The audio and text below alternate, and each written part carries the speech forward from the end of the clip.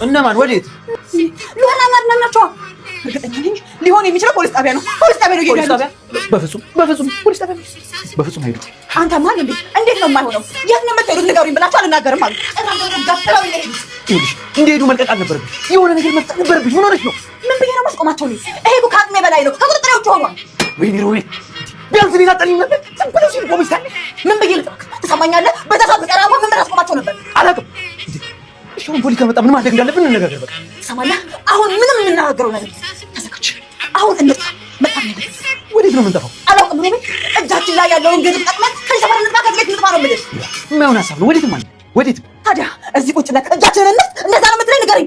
እጃችንን ባንሰጥም ወዴትም አለ። ሰምኛለሽ? ሸሽተን ሌላ ቦታ ሄድን ማለት እኮ ወንጀለኛ መሆናችንን አረጋግጥላቸው ማለት ነው። ትንሽ እንኳን አታስቢም እንዴ? አሃ እና በተቀመጥንበት እንታሰራ። እንደዛ ነው።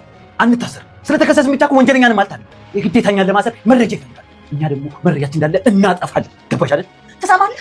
እንኳን ፖሊስ ተጨምሮብን አይደለም ሉሃና ብቻዋን ከፖሊስ በላይ ሆና ተጠቅማለች እኮ። ሰምኛለሽ? ፖሊሶቹ ምንም ያመጡ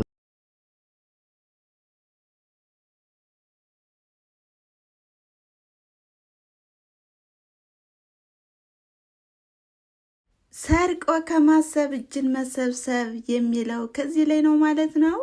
ቦታውን ያገኘ ይመስላል። ምክንያቱም ሚራና ሮቤልም በሉሃና እህት ያደረጉት ግፍና በደልም እየጸጸታቸው አሁን ላይ ላበላብ እያደረጋቸው ይገኛል ማለት ነው። እንዲሁም አድናንና ሉሃናንም ለማጥፋት እየጣሩ እየጋሩ ይገኛሉ። ሰላም ጤና ይስጥልን ውድና የተከበራችሁ የቻናሌ ተከታታዮች እንደምን አላችሁ? ዛሬም በሉሃና ድራማ መጥተናል ማለት ነው። እንዲሁም አስቂኝና አዝናኝ በሆነው ድራማ እጅግ በጣም ተወዳጅና እንዲሁም ሰዎች እየተዝናኑባቸው የሚገኙት ድራማ ነው ማለት ነው። በዚህም በጣም የሚያሳዝነው ነገር አሁን ላይ ተበዳይ ሉሃና እንደ እህቷም እናጠፋሻለን እያሏትም ነበረ። ነገር ግን እሷም ንቁ በመሆኗም ልትያዛቸው አልቻለችም ማለት ነው። ታዲያ በአሁኑ ሰዓትም ሉሃናና አድናንም ፍቅር በፍቅር ሆነዋል። አሁን ላይ ሉሃና በአድናን እጅ ገብታለች ማለት ነው። ሚራ እያጨበጨበች ነው። እንግዲህ በጣም የሚወዳትና የሚያፈቅራት ባለቤቷ አሁን ላይ ከሱ ጋር መግባባት አልቻለችም። እንግዲህ እንደምታዩትና እንደምትመለከቱትም ሚራ ፍርሃት በፍርሃት ሆናለች። በዚህም በየት ላምልጥ በየት ሊሄድ?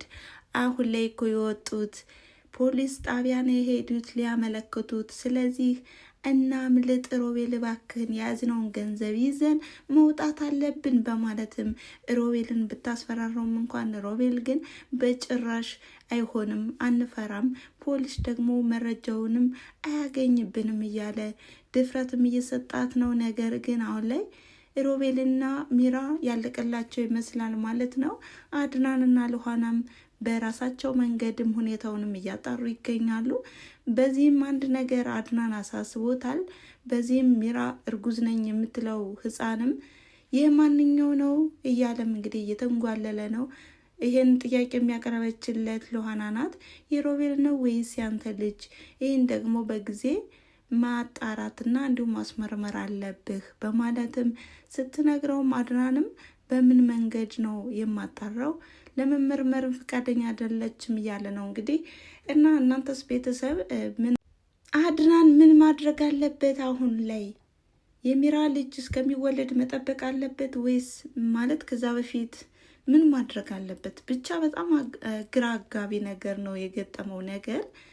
እኔ እንደሚመስለኝና ያው እንደኔ ግምት ማለት ነው ልጁ እስከሚወለድ ይጠብቅና ከዛ በኋላ የዲኤንኤ ምርመራ ማስደረግ ነው ያለበት እንጂ በአሁኑ ላይ ያው ልጁ የኔ አይደለም ቢልም እንኳን ሚራ ያው ሌላ ውስጥ ነው የምታስገባው፣ ሌላ ወጥመድ ነው የምታስገባው እና በጣም አጣብቂ ውስጥ ነው። እንደኔ እንግዲህ አድናን በትዕግስት ቆይቶ የሱም ልጅ ከሆነ እሰየው፣ ካልሆነም የሮቤል ከሆነም እንግዲህ እቃችሁን ጠቀላላችሁ ውጡ በማለትም ያስወጣቸዋል ማለት ነው። ነገር ግን ከዛ በፊት ግን ሉሃናና አድናንም የሆነ ነገር ይሆናሉ ብዬ አስባለሁ። ምክንያቱም እነሱ እንዳይጋለጡና እንዲሁም በሉሃና እህት ላይ ያደረሱት በደልና ግፍም እንዳይጋለጥባቸው ቀድመውም ሉሃናን ይጎዳታል ብዬ አስባለሁ።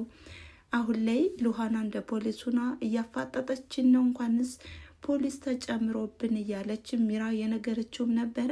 ነገር ግን ሉሃናን ለመጉዳትም ጊዜና ደቂቃ ማይፍጅብሽ፣ ከዛሬ ጀምረሽ መጉዳት ትቻለሽ፣ ወዲያውኑ ሂጂ በማለትም እንግዲህ ወደ መኝታ ክፍልም ልኳታል ማለት ነው። በዚህ መሀል እንግዲህ ሉሃናና ሚራም ግብ ግብ ላይ ገጥመዋል ማለት ነው። ማን ደርሶ ሉሃናን ከሞት ያተርፋታል ብላችሁ ታስባላችሁ? ማን ነው? ሮቤል ወይስ?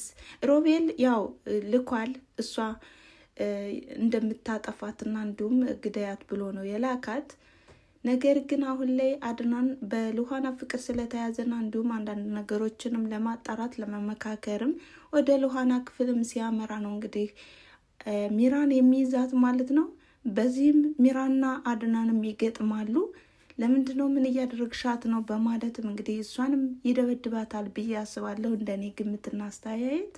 እናንተስ ምን ታስባላችሁ? አድናን ነው የሚያስጥላት ወይስ ራሷ ነቅታ ገፍትራ ትጥላታለች?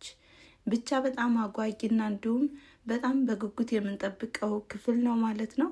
ግን ሉሃና እንዳትጎዳ ተስፋ እናደርጋለን። ምክንያቱም ሉሃና ከተጎዳች ከዚህ ላይ ድራማው በጣም እያስጠላና እንዲሁም በጣም የሚያስጠላ ቀፋፊ የሆነ ድራማ ይሆናል ማለት ነው። ምክንያቱም እህቷን ተጎድታለች። የእህቷ ፍትህ ሳታገኝ ሁኔታውንም የእህቷንም ነገርም ሳታገኝ የሆነ ሳትደርስ መጎዳት የለባትም።